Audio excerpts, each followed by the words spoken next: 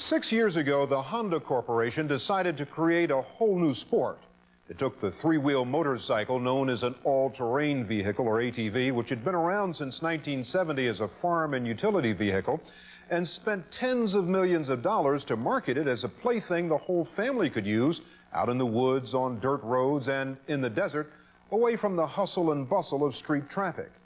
In just 5 years, the 4 leading motorcycle manufacturers, all Japanese, sold 2.5 million of them in this country alone. The trouble is that during an ATV's average lifespan of 7 years, there is a 1 in 3 chance that the ATV will carry its rider to serious injury or death. That, according to the Consumer Product Safety Commission. Government experts say it is by far the most dangerous vehicle on the market today. It's my lucky day. These early ATV commercials made them look like safe family fun with thrills and chills for good measure. In this commercial, children fly through the air on machines that can go 40 miles an hour. In this one, a man becomes a better father to his son by getting him an ATV. Since we started riding, I realized something. Kelly doesn't know much about the generation gap. And neither do I. That's what hooked Fred Cooperstein, a chance to get even closer to his 2 sons, who were 9 and 11 years old. I was fooled, and I think intentionally so, by Honda. The ATC was sold as a family toy. What they ought to do is require them to put a big sticker right down on the gas tank where you can't miss it, with a big skull and crossbones in black. It's very vivid, that says, "This machine may kill your son." Cooperstein taught his sons how to ride the ATV, and he taught safety, insisting they wear helmets for protection and that they ride at a slow speed. It wasn't enough for his son David. He wasn't drinking, he wasn't going fast. He was probably within 300 yards of where I was standing when it happened, and that machine turned upside down and pounded him on his head. It did it. Cooperstein put David in his pickup truck and rushed him to the hospital. We got there in about 10 minutes and brought him in the emergency room. And about an hour later, they came out and told us that he was gone. And I don't care what Honda says, that Honda killed him. The type of accident that killed David Cooperstein is all too common. Based on a 1985 survey by the Consumer Product Safety Commission, in that year alone, ATVs flipped over and landed on riders about 22,000 times. Randy Nelson is a motorcycle expert who has testified against ATV makers in court. In terms of dangerous products, how does this compare with other things you've seen? The three-wheel configuration is by far the most dangerous. Nelson made this slow-motion film on a course he set up to demonstrate just how easily ATVs flip over. To keep one of them upright, the rider must carefully shift his weight to compensate for sudden lurches by the machine. But watch what happens when Nelson, traveling at 18 miles an hour, hits 2 small mounds on a level track. The bumps throw him off balance. There's no mechanical suspension to absorb the jolt, and he can't shift his weight enough to prevent this 300-pound ATV from flipping over on his back. This won't happen every time, but it can happen at any time. Honda, which sells about 70% of all ATVs, refused to be interviewed. They suggested we speak with Alan Isley, who represents the entire ATV industry. Well, what I'm saying is, in the 17 years that this product has been in use in this country, that 99% of the people who are using this product are not being involved in injuries. In this country, we've got every year 350 to 400 million people who fly in airplanes. What do you think the reaction would be if 1% of those were injured or killed? The reaction would be to ask either the industry or the government or the users of that product to induce a safety program to improve that record, and that's exactly what we're doing. If you had 1% every year in airplane accidents, they'd close these airports. That's what they do. They'd ground these planes until they found out what was wrong with them. According to the Consumer Product Safety Commission, 1 of every 20 ATVs is involved in death or injury each year. and children are victims more often than adults. This 14-year-old girl is one of about 1,600 riders injured seriously enough each week to be admitted to emergency rooms. She survived a head injury, but in the past 5 years, more than 600 riders, nearly half of them children, have died in ATV accidents. The list of lawsuits against ATV makers now exceeds 500. One of them was filed by the mother of Wendy Molitor. Wendy was 9 years old when she hopped on the back of an ATV. And while riding, they made a turn. And when they turned, the ATC flipped over. And it landed on Wendy, and it broke her neck. And if things go wrong... Wendy Molitor is now a respirator-dependent quadriplegic. In order to avoid a jury trial in her case, Honda agreed to pay $5.7 million. Craig McClellan is Wendy's attorney. I think that the Honda manufacturer, in our case, was very concerned about having a jury tell it that it's responsible for the lifeless, crippled bodies of the children that are strewn across the off-road areas of this country. The ATV industry has always insisted the machines are perfectly safe. It is the riders, the industry says, who too often are not. In fact, many riders do misuse ATVs. There are those who drink.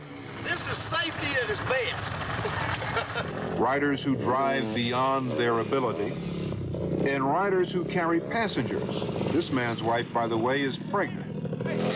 But 2 years ago, the Consumer Product Safety Commission began a study to determine if most accidents were caused by driver misuse or by the machine itself. Ann Graham was appointed to that commission by President Reagan. We've found that under normal circumstances, these machines tip over. It's a case of normal and foreseeable use, not misuse. Not misuse. Not misuse. But it's safe to say that what you're saying is that the machine itself is not stable. It has particularly with the three-wheelers, they have a high tendency to tip over. When they tip over, they can easily tip over on the rider. We asked Alan Isley of the ATV industry about that study made by the Consumer Product Safety Commission. The injury information that they have gathered in the last 2 years has shown that there is a large degree of misuse of the product, of use with alcohol, of use by children on adult machines, of use on public roads, or use with passengers. You think in most of these cases, the injuries are the result of misuse by the person riding the machine? That has been the majority of evidence that has been gained in a 2-year study by the CPSC. I don't know how they come to that conclusion. It simply isn't the case. The data you have does not support that conclusion? No, it doesn't. Experts say the most dangerous thing about the three-wheel ATV is turning it. It's not enough just to turn the handlebars. The rider has to shift his body weight and tilt the machine off balance. It's a risky maneuver, especially on bumpy, uncertain terrain. And even at slow speeds, many grown-ups and children never master it. Congressman Doug Barnard is chairman of the House Consumer Affairs Subcommittee, which has demanded a recall and a ban on ATV production. Isn't that a drastic measure? It's not drastic when you consider the record. When you look at the record of deaths that came about because of the malfunction of the Pinto, only 90 people died. There's been 600 people die from this particular equipment. You take all of the other products that have been recalled from the marketplace, none of them have the record that this vehicle does. This is a product that was marketed for kids. It is to be used by kids. Did they test them to see if they were safe for kids to be used? We have no record that they did. We have no record that they really tested the marketplace, that they took kids and put them on these vehicles to see how competent they were in the operation of them. We had no examples of that at all. During the Christmas season 5 years ago, Jeff and Janet Vance of Gatlinburg, Tennessee, who are suing Honda, bought ATVs for their sons. The boys had to study the instructions in the owner's manual and pass a quiz before the Vances would let them ride. Nonetheless, their son Bob lost control of his ATV. Some days later, it was discovered he had suffered a ruptured pancreas. He was in unbelievable pain.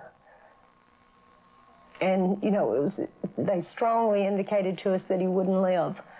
And then the doctors, after they did surgery, the surgeon came out and he said, "We have literally named him the miracle child."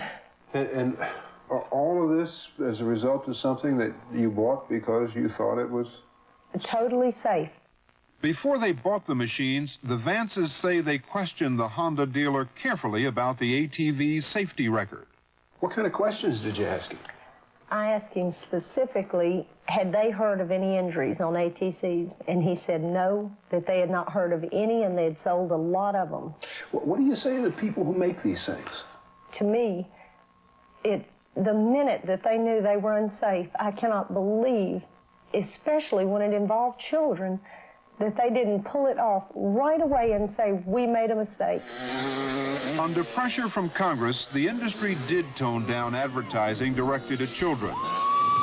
It added a fourth wheel on some models for greater stability and agreed to warn customers that adult-sized ATVs should not be used by anyone under 14, and also to warn against one of the most dangerous of all abuses, riding double.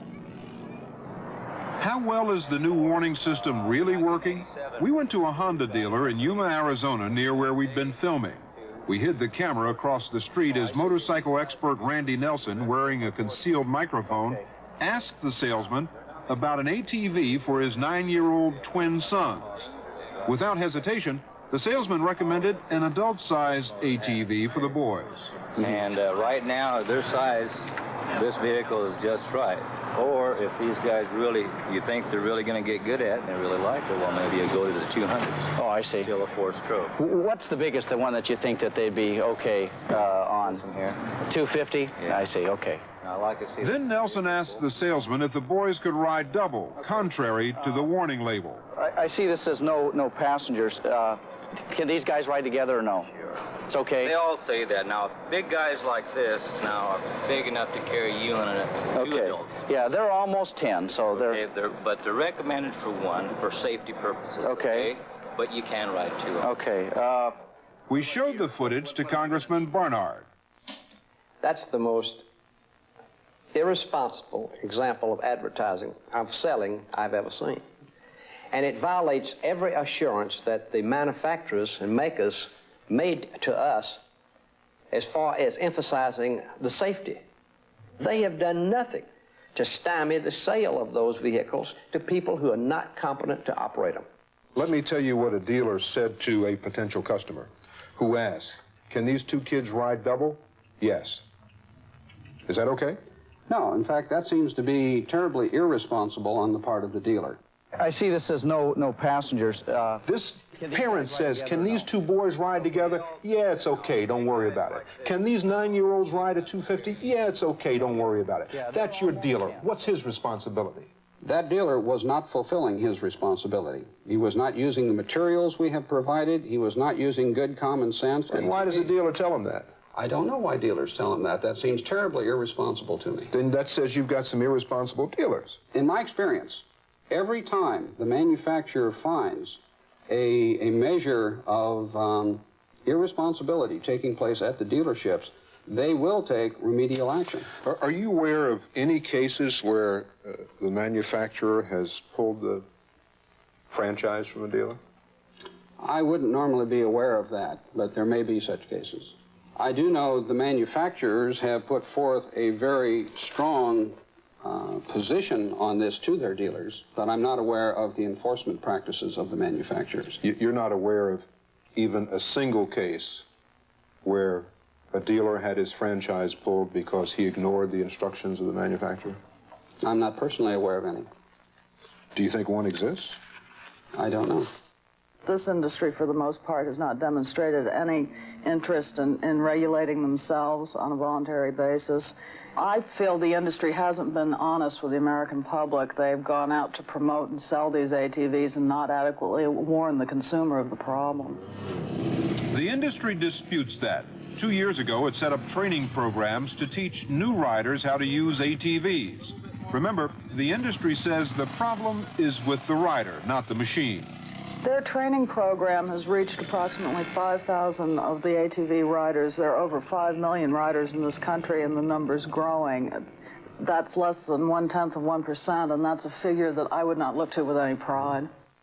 If it's so important to have a safety course, why don't you require anyone who's buying an ATC, take this course. This is for your good. Take this course right here before you buy it. I think that's the most responsible approach we can take, and the industry is looking into that at this time. Could maybe that have saved one life? Yes, and we Is that committed. important enough? It is important to us. Then why don't you do it? As I say, is under consideration at this time. See, you seem to look for one simple solution to a very complex problem that is encompassing thousands of people in many different environments. We have to have a multiple approach to this. We have to have state laws. We have to have education available in many, many forms. Written, audiovisual, personal training. We're addressing every one of those factors. And I'm looking at one that you can address today. The manufacturers can say today, we are concerned enough about this problem that we are going to take it upon ourselves to say that before you walk out of our showroom with this machine, you're going to take a lesson. You're going to take this course, or we won't sell it to you because we care that much about your life.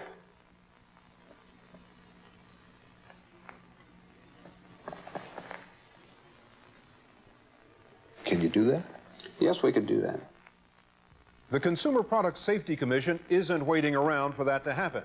Having just determined that ATVs pose an imminent hazard to public safety, the commission will soon go to court to force the manufacturers to recall all three-wheel ATVs and all four-wheel ATVs which are used by children under 16. The total cost of the recall could exceed $1 billion.